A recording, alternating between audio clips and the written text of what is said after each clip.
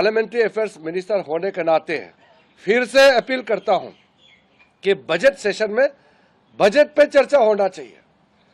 मैं विस्तार में तो नहीं कहूंगा क्योंकि अभी सदन में चर्चा चल रही है, लेकिन जो बजट में इस बार निर्मला सीतारामन जी के द्वारा पेश किया गया है, मोदी जी का तीसरी टर्म में भारत का दुनिया का सबसे तीसरे बड़े अर्थशक्ति बनाने का, third largest economy of the world बनाने का पूरा प्रावधान नींव इस बजट में रखा है।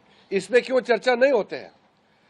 बजट में 11,11,111 करोड़ कैपिटल इंफ्रास्ट्रक्चर के लिए, capital expenditure, world class infrastructure बनाने के लिए जो बजट आवंटन किया गया उसके बारे में विपक्ष के लोग क्यों चर्चा नहीं करते हैं?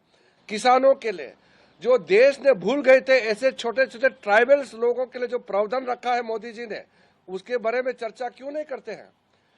दूर दराज नॉर्थ ईस्ट से लेकर के कोस्टल एरिया से जो फिशरमैन, फार्मर, यूथ का जॉब एम्प्लॉयमेंट क्रिएशन के लिए, महिलाओं के लिए, किसानों के लिए जो प्रावधान है, इसको चर्चा क्यों नहीं करते हैं? सिर्फ गाली देने का काम क्यों करते हैं? मुझे ये बहुत जरूरी इसलिए समझा कि अगर सही समय में विपक्ष के लोगों का समझ में नहीं आया तो जनता पनिशमेंट देंगे उसको। जनता ने जनादेश दिया है और सरकार चलाने के लिए मोदी जी को तीसरे टर्म भारत के लोगों ने दिया है।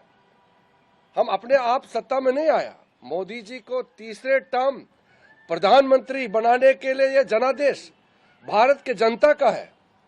और भारत के जनता का इस निर्देश को आप इस एक गलत तरीके से अपमान करके और नैरेटिव बदलने का कोशिश करते हैं, ये बिल्कुल सही नहीं है। बजट सेशन, बजट पे चर्चा होना चाहिए। बताइए ना, इतना हिस्टोरिक जो बजटरी एलोकेशन हुए हैं हर सेक्टर के लिए, कैसा खर्चा करना चाहिए वो बताइए ना। विपक्ष के लोगों को ये बताना चाहिए कि इतना बड़ा बजट को खर्चा करने के लिए और क्या क्या कदम उठाना चाहिए, वो बताओ ना, सुझाव दो। सुझाव देने के लिए बजट सेशन होता है, यहाँ गाली गलौज देने के लिए बजट सेशन नहीं होते हैं। मैं बहुत अफसोस के साथ कह रहा हूं, लेकिन अपील भी कर रहा हूं कि कल पहला दिन बजट में जो विपक्ष के लोगों ने हरकतें की है वो दोबारा नहीं होना चाहिए। बजट के समय बजट पे चर्चा होना चाहिए।